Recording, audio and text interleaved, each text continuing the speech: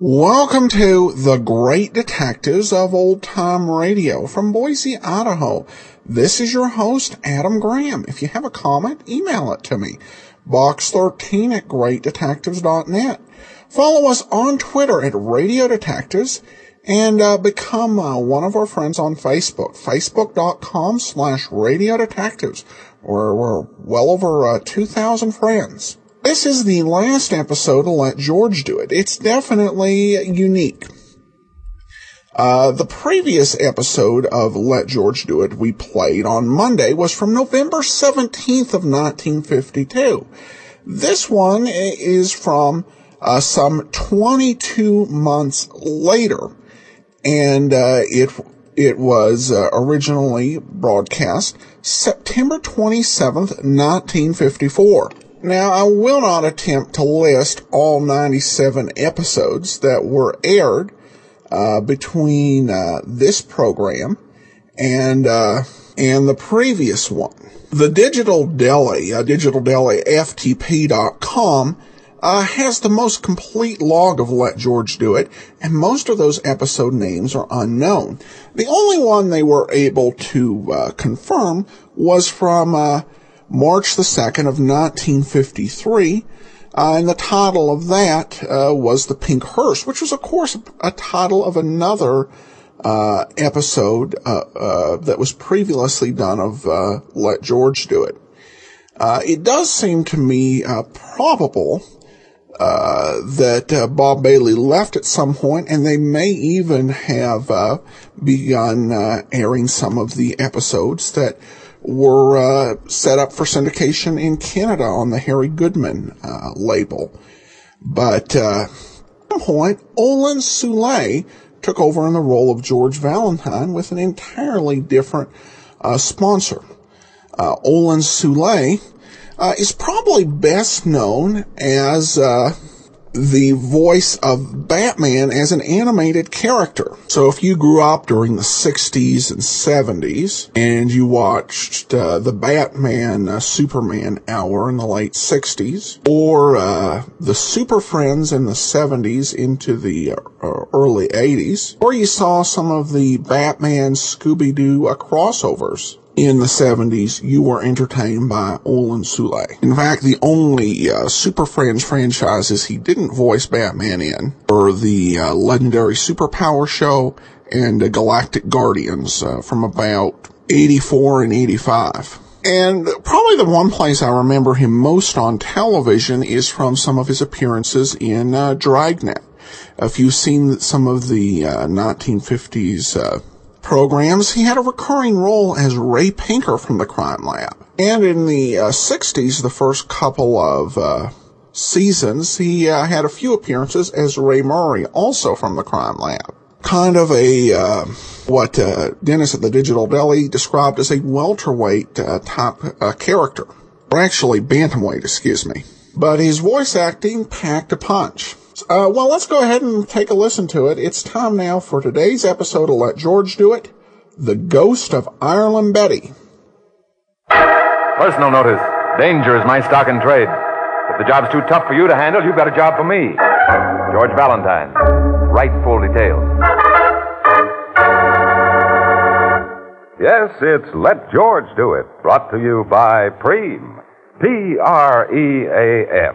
The new miracle way to cream your coffee. We'll begin tonight's transcribed adventure of George Valentine in a moment, but first...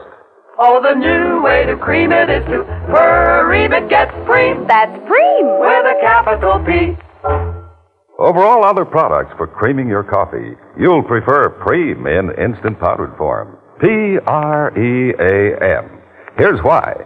First, Preem has a rich, delicious flavor because it's made entirely from fresh sweet cream and other milk products. Yet when you use Preme in your coffee, every cup contains only about half as many calories as if you used coffee cream. And then Preme is wonderfully convenient.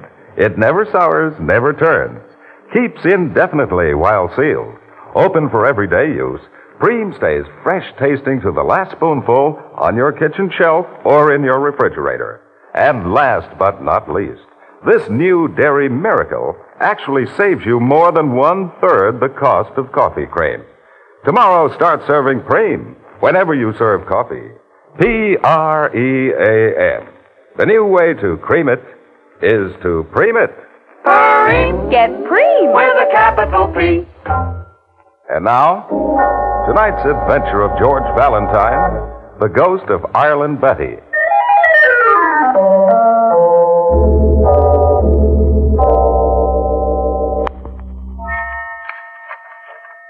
Dear Mr. Valentine. Valentine? Huh. Dear Mr. Valentine, I live in an enormous rambling house built like an Italian villa. Oh, that's funny. What else did she write? What was the rest of it? What? Crying. It's crying, that's what it is. It's crying. I know it is. It's crying. That's what... Where is it? It's crying. I know it's crying. I know it's... Oh, Christine. Oh, for heaven's sakes. Where are you going in such a hurry? Daddy, I'm sorry, but I just... Listen, Miss... Yes, my dear. Christine, you've had such a long trip. I thought you were going to lie down and rest a while. Did you hear something, my dear? No. No, I didn't hear anything. Mr. Valentine, who is he? Why were you writing him a letter, Miss Dowdy, about the house? Here, it's a letter you didn't finish. Oh, that. But I did finish another one. That one blotted. Yes, I've already written Mr. Valentine. He's just a friend of mine. Oh. It's lonely here, and I thought perhaps he might like to call on me. Now you run along and get your rest. There's nothing to be afraid of in the old place. You may hear a shutter banging once in a while, but that's all. That's absolutely all. All right, Miss Dowdy. Sorry my imagination seems to... I'm sorry I bothered you.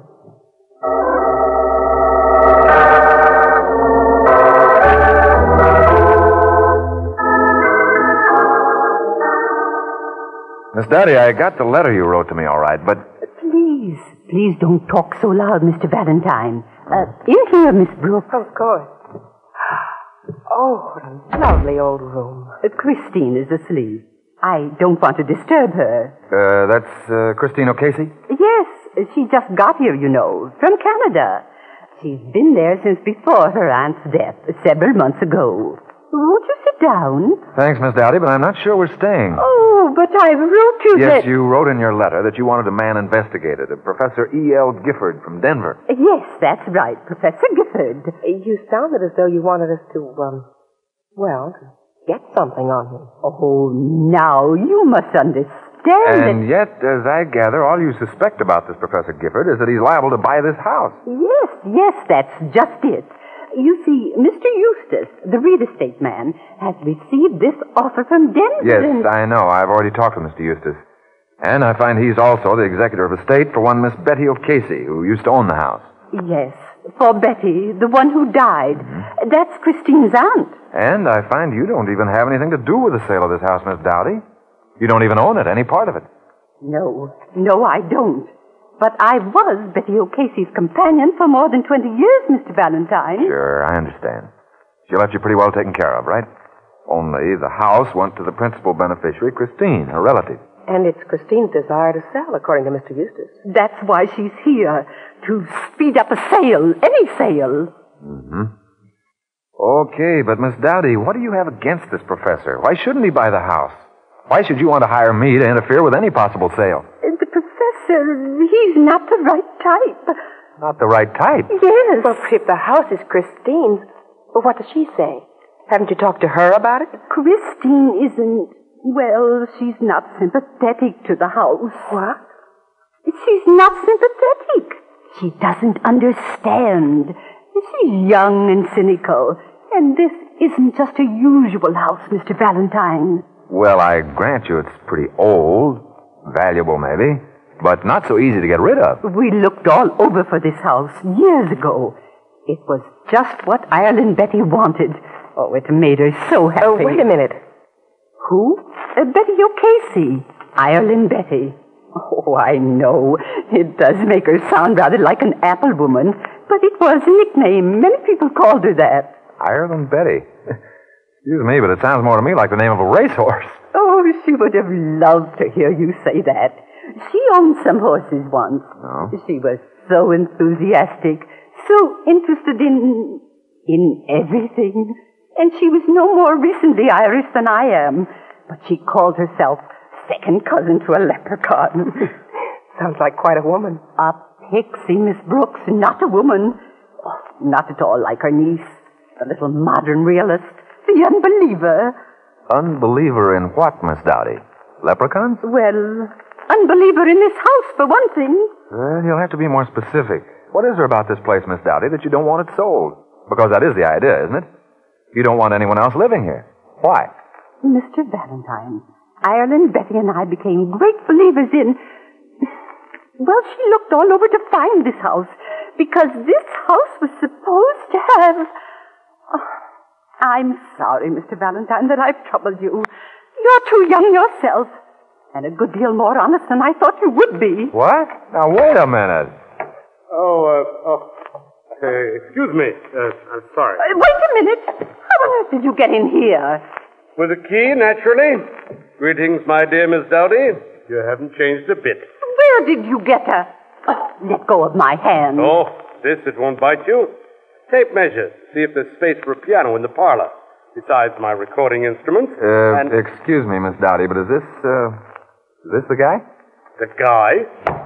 Professor Gifford. Yes, Mr. Valentine, Miss Brooks.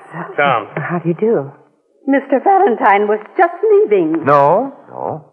What? No, I wasn't going anywhere. I was just going to say I'd like to stick around for a while. Oh, Mr. Valentine. But of course, you can help me hold one end of this tape measure, Mr. Valentine. Mm-hmm. Come along. I am sorry I intruded, Miss Dowdy, but I was to meet Eustace here. He gave me the key. Oh, Eustace! Mr. Eustace! Do come along, Mr. Valentine. Right. Just us and an almost empty piece of real estate, Professor Gifford. What's your business, Professor? My own happiness, Mr. Valentine. What's yours? No, what I meant was, what are you a professor of? Nothing. Huh? The sort of nothing that is something. The sort of something that is nothing until it is seen or heard by man. Until man, like myself, is willing to admit that he sees what he can't understand, what no one understands. That makes as much sense as a scrambled jigsaw puzzle. Oh, it's quite simple. I'm a student of psychic research. Supernatural beings. Oh, brother, no, not that. Only fools laugh, Mr. Valentine. Okay, I'm not laughing. You believe in ghosts, huh? So does Miss Dowdy. So did Ireland Betty. Bless her soul. So does this house. Yes, most of all, this house. So that's why you're buying it. Place is infested with ghosts, eh? Oh. Not every house has a ghost, you know, any more than it has good plumbing. But that's why Betty bought it originally. Been a ghost reported off and on past 100 years. Shall we rejoin the ladies? Yeah, I'm getting scared. I almost had this house once before, Valentine. Ireland Betty rather had her cap set for me. She did not. Yes, I would have had it for nothing then, if it hadn't been for her bodyguard here. Will you throw him out of here, or do I have to? No sense of humor, that Dowdy. All right, mister. because it's true. Island Betty pursued me like the beautiful banshee that she was. She came galloping at me like I said never mind. Mr. Valentine. And as for you, Miss Dowdy... No, please, be quiet. Listen. But Miss Dowdy, what... George. Don't move anyone. That's what it sounds like. I never knew. Always wondered. Cried. Yes. That's what it is. I've never heard Oh, it before. come on, cut it out, both of you. Sure, it's crying, all right, but that's not any ghost. Miss Dowdy, where are you? Mr. Eustace, that's his voice. Get down here, somebody, will you? Come help me. It's Christine.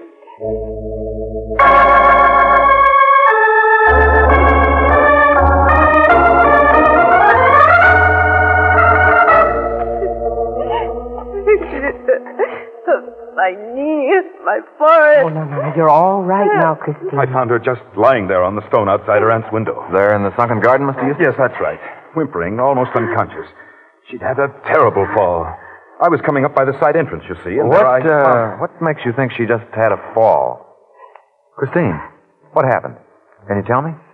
Did you fall? No, I didn't. Well, then tell us. What was it? I don't know what happened, Miss Dowdy. Oh, now look here. George, she's just woozy. Let her rest. Did you see the ghost, Christine? Oh, Professor, for the love of my... No, I didn't. I tell you, there's no such thing as ghosts. It's all your imagination. I saw the ghost once myself. The night your aunt died. Perhaps even she saw it. Over the lawn by the summer house. What are you talking about? Who saw what when? I wasn't here. You never told me. Ghost. Nothing to upset yourself over. And I'm sure Miss Dowdy, unless she cares to lie, will admit that she, too, saw... But what if I did? What if I did see it? It doesn't have anything to do with this. It doesn't. Miss Dowdy. Going down like 9 cents, aren't they? And all knocked down by a ghost. All right, now come on, somebody, I and tell... think she just noticed where you were found, Christine. What? The stone floor outside your aunt's window, Christine. Exactly where you were. That's where your aunt fell. Where she died. The night that we saw the ghost. Coincidence, I suppose. That's all.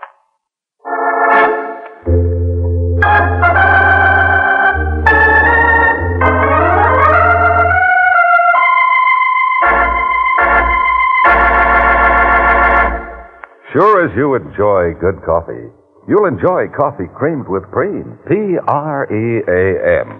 For this new 100% dairy product in convenient powdered form has a truly delicious flavor. And Preem is thrifty. Saves over 1/3 on coffee cream costs. No wonder you'll prefer Preem to all other coffee creaming products. You'll be delighted to find Preem has many other uses, too. It's perfect for sauces, smooth, luscious gravies, and richer, creamier soups. If you'd like to discover how Preem can help you serve tastier and more economical meals, you'll want to send for the wonderful new Preem recipe booklet we're offering you absolutely free. This brand new collection of Preem recipes includes easier, quicker, surer ways to make such family favorites as soufflés, dressing, shortcakes, plus tested time-saving recipes for delectable new desserts. For your free Preem booklet, just drop a card or letter with your name and address to Preem Test Kitchen, Box 959G, Columbus 16, Ohio. Preem Test Kitchen, Box 959G, Columbus 16, Ohio. Don't miss this exciting offer. Send for your free copy of the new Preem recipe collection right away. And now, back to George Valentine.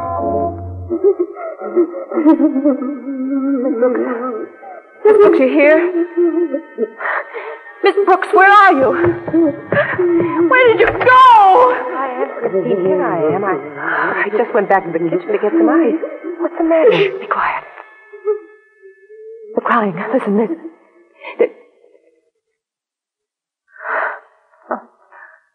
There's my imagination at work. Oh, here, now lie down again. Put this on your forehead. My forehead's all right. The doctor said he'd be out later to take a look at it. Yeah, sure. You've been pretty sick up in Canada, haven't you? Yes, and I'm tired, and My aunt had asthma, you know. Did she? But that wasn't what she died of, was it? Well, sort of. That's what the doctor wrote me. I wasn't here, you know. We'd been having a fight, and she had guests for the weekend, so I just got in my car and drove off. See that window there? Mm-hmm. French doors? There's no guardrail outside it. And he thought she must have opened the doors trying to get more air. She was having one of her attacks. And, well, she fell. To the stone below. They found her the next morning. Only now these people talk about a ghost. You don't suppose she opened the window and saw it out there herself? Stop it! Not you, too. How did you get hurt? Did you fall out of the window, too? No. I was out there and I tripped and fell. Really? That's all right. All right. Well, why don't you want to talk about it to the others? What is it about this house that upsets you so? Everything about it, Miss Brooks, I hate it. I've always hated it. My aunt and I used to fight about it. She was so wonderful. But would she take up with those fads, those crazy people, those crazy superstitions? That awful Professor Gifford that she went chasing after trying to impress. All this talk about ectoplasm and manifestations and... You blame me? Christina, I don't believe in such things any more than you do. But I would blame you if you kept too much to yourself. If you attributed certain things to your own imagination just because you've been sick and then tired and upset. What do you mean? I mean what you heard when I was still in the kitchen. I mean why you've come back here and what you may have seen and what you suspect about these people. About your aunt's death. I don't really know. Is Mr. Valentine going to stay here? Yes, Christine. Where is he now? He'll be close. He'll be right here, won't he? Yes, of course. He's just chatting with Miss Dowdy. She's probably showing him around the place.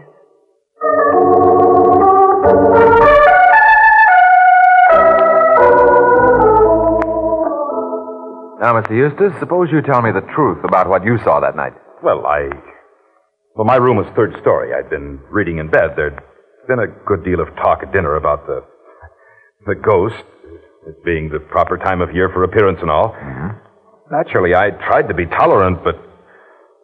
Well, perhaps I did watch a little. You see, it's supposed to appear just momentarily out back by the summer house, moving slowly and then sort of floating away. Mm-hmm. And, did it? Well, for heaven's sake, it didn't actually... I didn't hear anything, and certainly whatever it was had no substance, no body. Naturally, the next morning I didn't say anything. Why should I? An effect of all the talk, a trick of the imagination. Of course. You'd have been laughed at. You don't believe in ghosts. Well, I do, Mr. Eustace. What? I believe in the kind of ghost that can be tricked up by a human being. And maybe it's being tricked up again.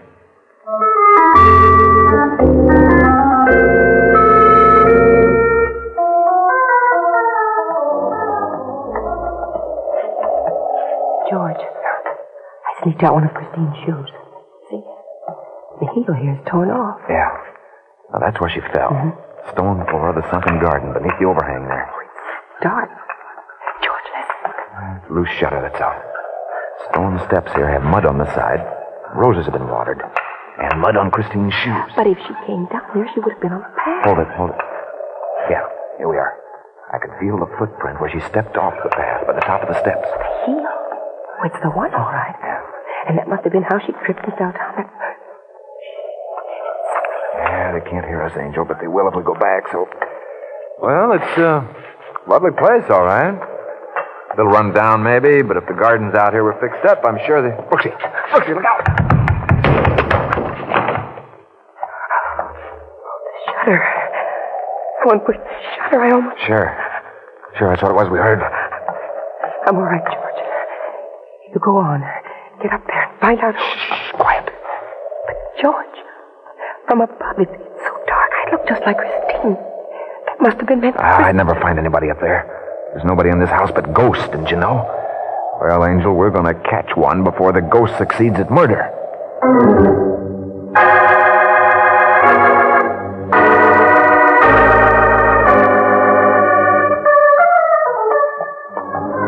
Oh, yes, Mr. Valentine. I guess that's where I lost my heel, where I tripped, only Yeah, you were coming along the path, Christine. You stepped off it, tripped, and rolled down the stone steps. Yes. You were out here walking with the summer house, but you didn't want anybody to know. Let's see, it was Eustace who found you. What happened? You see him coming and run for the house? Yes, that's right. I ran. Only why'd you step off the path? Well, there was a shovel or a rake or something lying across the path. Oh, I get it. Only it's not there now. I didn't look. Mr. Valentine, I did suspect something for a long time.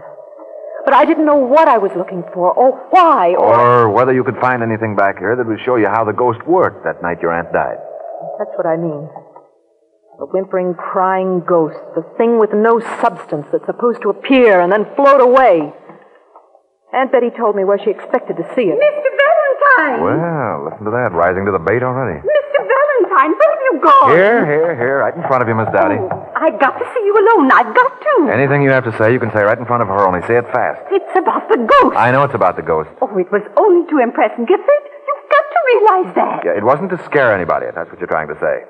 I'm smart enough to figure that Ireland Betty didn't fall from her window out of fright on seeing the ghost. She wasn't the type. So if it was you who played the ghost that night, lady... No, that's not what I'm trying to say. It was Ireland Betty. It was she herself who did it. What? Miss Dowdy. Yes, she did. Oh, I know it sounds crazy, but she had to. She'd never been able to locate the ghost in the house. And she had bragged. And she didn't want Professor Gifford to be disappointed. That's why I didn't want him to get the house. He might have found out. Hey, now, slow down. All you're claiming is there isn't any ghost. Is that it? There never has been one in this house. Only why, then? Mr. Valentine, listen to me. If Betty was out here instead of in her room, and you think she was murdered... Of course, I know. She died before she ever got back to her room, and she was probably running just like Christine here was. Yes, only if that's the case, It's okay. I'll take care of everything. Mr. Valentine. Come on, Christine. Let's head back for the house. See you later, Miss Dowdy. Well, the whole thing's pretty simple, I guess, isn't it? I don't understand at all, any of it. Don't you? You understand a good deal about the ghost. But Aunt Betty told me... Sure. I was supposed to look. But nobody says they've ever heard it, except you. The whimpering, the crying. Christine, were you here in the garden that night with your aunt? Is that when you thought you heard the crying? No, I've really heard it. Someone else... Were you hiding out here? Did you pretend to leave for Canada and then come back and hide and scare her? Oh, sure, you don't believe in ghosts. You knew the little old pixie'd be playing the part. So she was scared and ran, just like you did, down the path. Mr. Valentine, stop it. You don't understand. What's the matter? You afraid to walk down this path? Afraid you'll trip on something again? A rake that you might see when you're running, only it's so dark you can't even see your hand in front of your face? No, it wasn't a rake. I don't know what it was. I know what it was, young lady. It wasn't anything. Yes, it was. You're mixing me up. I know there was. Christine, I said some crimes are simple. They are after they've happened. Because a guilty conscience does terrible, horrible things. Like stumbling over something that isn't even there, except a memory. Well, what was there when you made your old aunt fall? A rake? A string? A wire? No, I didn't do it. I didn't. Then come on, walk. Perfect accident. Ha! Not so perfect a few months after, is it? When you get so scared, you get sick, so guilty, you even try to kill someone else. Nervous little old Miss Dowdy because she's begun to be suspicious. I didn't push that shutter. Sure, go on, say it. Fill me in. I know it was you, all right, sister. You were the only one who thought Miss Dowdy was out walking with me. Nobody would have tried to kill Brooksy, but just by accident, Brooksy had told you that Dowdy and I were walking together. Stop it! Stop it! Stop it!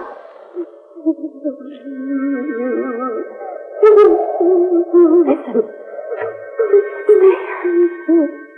I never believed it. They all did, but I never believed it. Crying. What? I don't hear anything. Yes, you can. Whimpering, a woman crying. If it's not a real person, one of those others. It has to be the ghost. Ghost of the house. Listen. Hear it. There. Yeah, you do hear something, don't you, Christine? You're the only one who does. The unbeliever. And yet the only one who's heard anything all evening. Or ever. But hasn't it occurred to you There never was a ghost in this house until you made one. The ghost of Ireland Betty.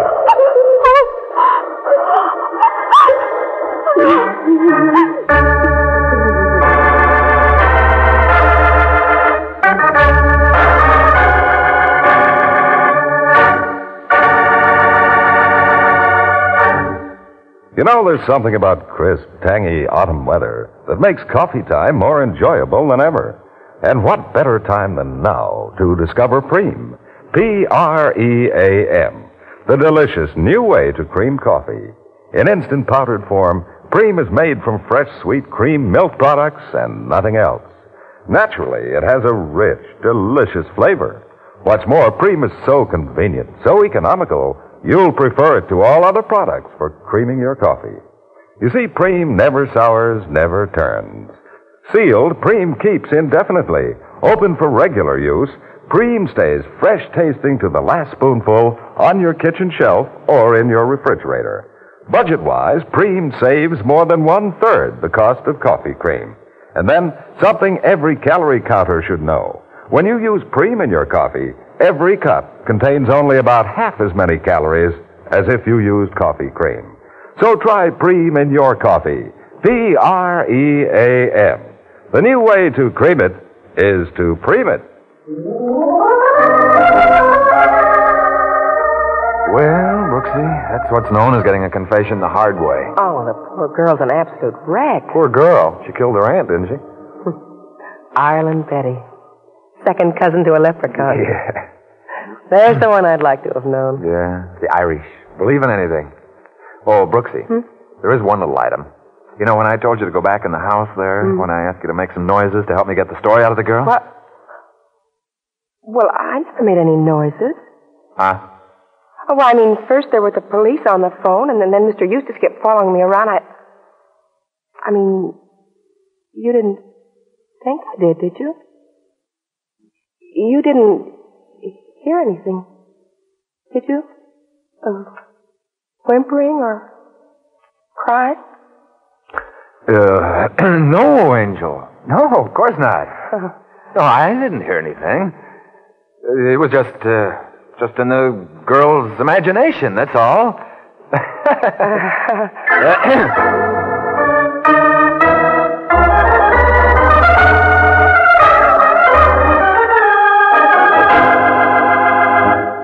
Tonight's adventure of George Valentine has been brought to you transcribed by Preem, the new dairy miracle in instant powdered form. Try it. You'll prefer it to all other products for creaming your coffee. For Preem is the most delicious, convenient, thrifty way to cream your coffee ever discovered. Yes, the new way to cream it is to Preem it. Let George Do It stars Olin Soule as George, and tonight Lillian Buyeff appeared as Brooksy.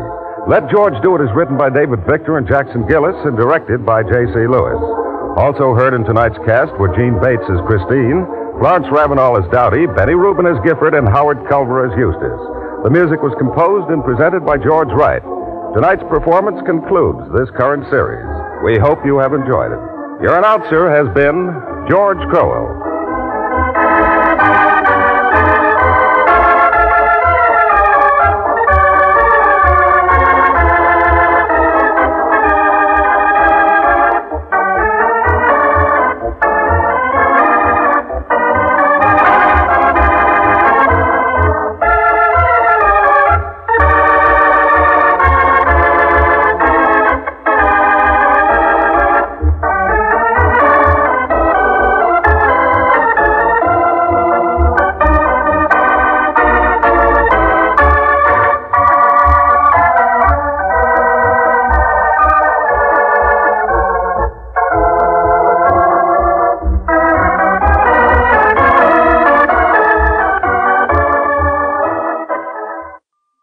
Welcome back.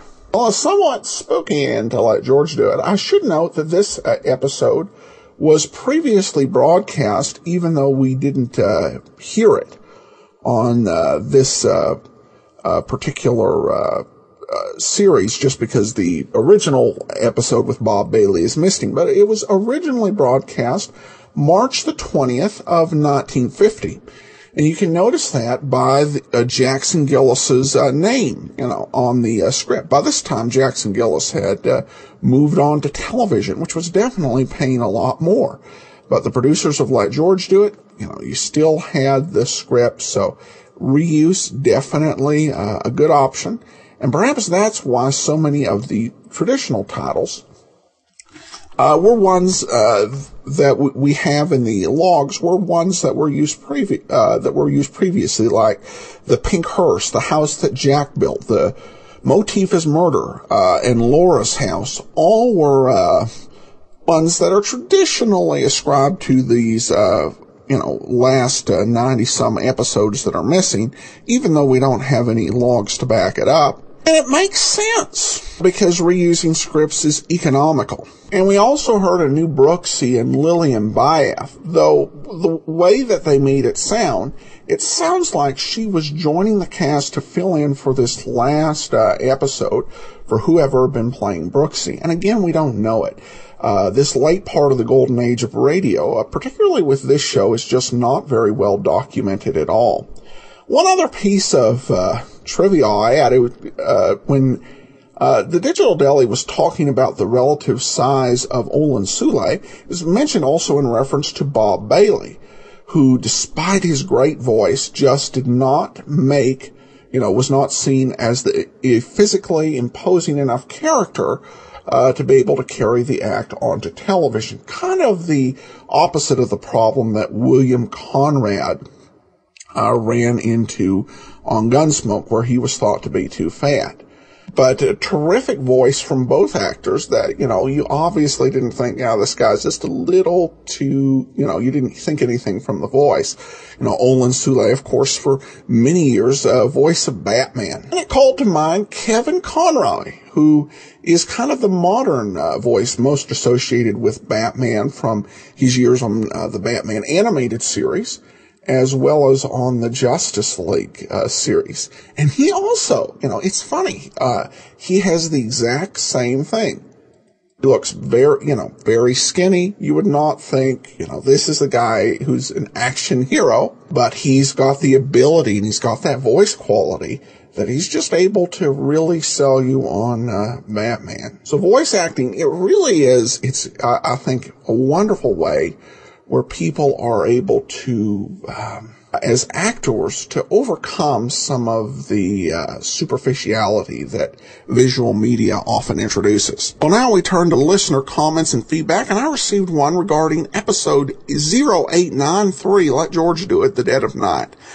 I heard that, and Justin writes, I heard this on another old-time radio podcast, but it had a different name, A Key to Murder. Do you know if this episode had any alternate title, or was the episode mislabeled? Well, Justin, as far as I can tell, it was mislabeled. Again, I do on shows where the Digital Deli FTP.com, when they have a log, I kind of use that as definitive, because they do a lot of research. It's a two-person operation, but when they research a show, they do their absolute best. And the title we have for that is correct. Also, we received a couple of comments on our little soiree into detective science fiction, airing an episode of X-1. That also really was a detective story in sci-fi setting. Joan emails in, I enjoyed X-1 Protective Mimicry. Very interesting. I like slapstick comedy, so I could just imagine him walking into a tree or bouncing off one. I could just see it happening. I like the part about his rubber stuck in the mud, and his comment about them and how much women will pay for mud baths while he was walking through it. If he didn't watch it himself, he could be stuck in the mud along with his rubbers. This is really a comedy. Thank you for sharing this with us. It is a gem, and I've played it a few times now. I believe I found a new series to listen to if they are all like this one. Well, thanks so much for your comment, Joan. And it definitely had that comedic element going for it. It was not an episode that took itself seriously. I will say that not all episodes of X-1 or its companion series, Dimension X, all that are as lighthearted as that. Certainly a lot of it's classic science fiction, so there's a lot of weird situations. But there was also, at that time, concerns about the future of, humanity. And, Zero Hour, of course, is one of their very early scripts, and there's not a whole lot of humor in that, but there are some funny episodes, and it's one that's definitely, worth, listening. And when I have the opportunity on the premium site, because for both the premium site and app, I try to play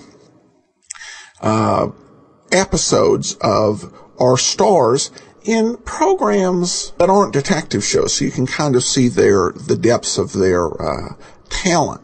And so when I happen across an X-1 or Dimension X with one of our actors in it, I definitely have a strong tendency and desire to want to play that for you. All right, well, that will do it for today.